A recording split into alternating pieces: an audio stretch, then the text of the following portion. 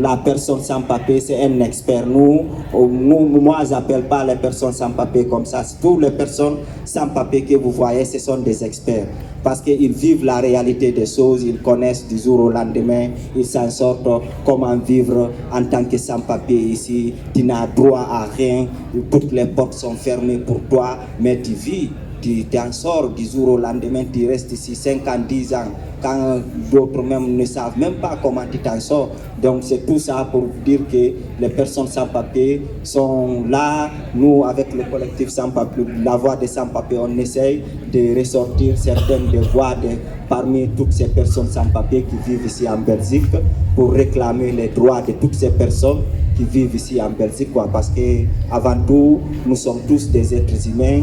Pourquoi d'autres peuvent voyager et d'autres pas? Pourquoi d'autres sont des expatriés, d'autres des migrants? La bauxite, le pétrole, le diamant, le fer, tout ça, ce n'est pas immigré, c'est pas illégal.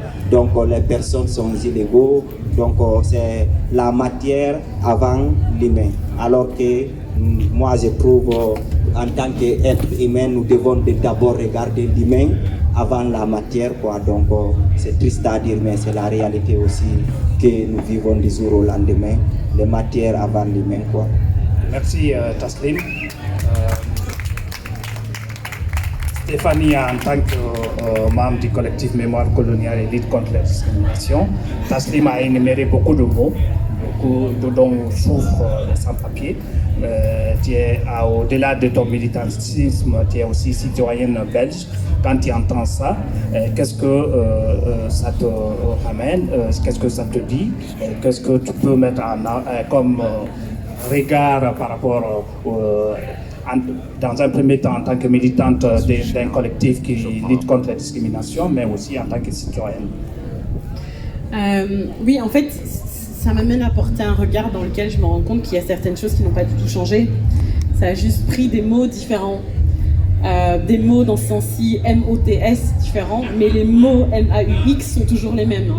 Et donc à travers ce qui est raconté là à l'instant, on se rend compte que de la même manière dont, par exemple, dans le système colonial belge, on classifiait les gens en fonction de leur origine, de leur race et de leur provenance, dans notre pays, on continue en fait à classifier les gens selon le passeport avec lequel ils se présentent dans une frontière.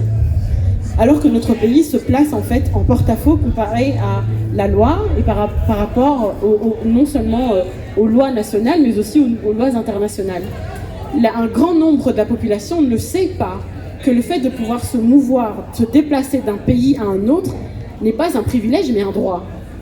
Et dans la manière dont c'est présenté même à la population, dans laquelle on ne dit pas aux gens que les personnes que l'on dit être des personnes sans papier ne sont pas les personnes sans papier, c'est des personnes qui sont dans une situation administrative qui n'a pas encore été régularisée.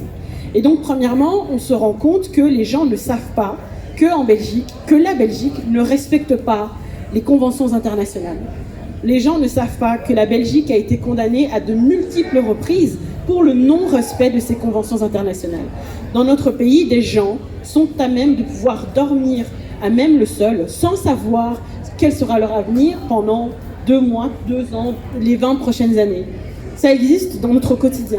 Des gens qui sont par exemple dans des boulots réguliers, qui sont tout à fait intégrés dans leur communauté, à travers leur travail, à travers leurs relations familiales, à travers leurs relations amicales, sont dans une dangerosité parce que là, encore à l'heure actuelle, il n'existe pas dans notre pays des critères clairs, définis, objectifs, qui permettent de régulariser. Il y a une seule solution en fait, c'est la régularisation pour toutes les personnes qui sont dans des conditions pour pouvoir l'être. Et là, à l'heure actuelle, en fait, on se rend compte que tout simplement, on laisse des gens dans des situations dans lesquelles elles flottent, littéralement, ne sachant pas de quoi leur avenir sera fait dans quelques années, alors qu'il existe des conventions, alors que notre pays a été condamné à de multiples reprises. Mais force est de constater que notre pays ne se met toujours pas en règle. Toutes ces personnes que l'on voit, par exemple, au niveau du Petit Château ou dans d'autres structures, n'ont rien à faire là. Toutes ces personnes en fait, se retrouvent être complètement contestées dans leur dignité humaine. La question qui nous occupe ici, c'est la question de la dignité humaine. La dignité de savoir que chacune de ces personnes il n'est pas question de se dire qu'elle a le papier ou le non-papier, quand bien même cette personne n'a pas encore été officiellement régularisée. Notre pays est censé apporter une aide médicale urgente. Notre pays est censé apporter des logements dans lesquels toutes ces personnes, femmes, enfants, hommes, ont droit et de réclamer en fait ce droit-là. Et là, donc, à l'heure actuelle, la question qui se pose, c'est de savoir, existe-t-il des citoyens de plusieurs zones dans notre pays? Force est de constater que oui, dans notre pays, dans un pays qui reçoit par exemple les institutions européennes, dont on a souvent tendance à s'enorgueillir en disant que, et voilà, on a énormément d'institutions internationales qui trouvent résidence chez nous, et c'est ce même pays qui ne remplit pas ses obligations légales. Donc ces mots-là, c'est aussi une propagande qui passe par la manière dont on qualifie les personnes qui ne font rien d'autre que fuir des situations qui bien souvent ont été créées par nous occidentaux, par ce travail de ce prisme impérialiste qui fait que aucune de ces personnes ne décide un matin de quitter l'endroit qu'ils connaissent, leur famille, leur métier, juste pour le simple plaisir. Mais les mêmes systèmes qui font que nous, ici, en Occident, on a une série de privilèges. Ces privilèges ne sont bâtis uniquement et pour la seule raison qu'elles sont bâties sur le principe de l'impérialisme qui amène ces gens à traverser dans des conditions qui sont absolument indignes et inhumaines pour, en fait, se sortir de la même situation que nous créons. Et il y a un recommencement qui se fait dans plusieurs domaines. Si on prend par exemple la question écologique, on prend la question climatique, on se rend compte qu'on est dans un désastre absolu. Et dans les solutions qui sont soi-disant présentées, on a des solutions qui, à nouveau, hiérarchisent les vies, qui, à nouveau, hiérarchisent la dignité humaine. Si vous prenez par exemple la question de la mobilité et la question des voitures électriques, c'est présenté comme quelque chose qui va sauver tout le monde. Mais comment est-ce que sont fabriquées les batteries, par exemple, des voitures électriques? D'où proviennent ces matériaux? Les matériaux principaux sont pris d'où? Du Sud global.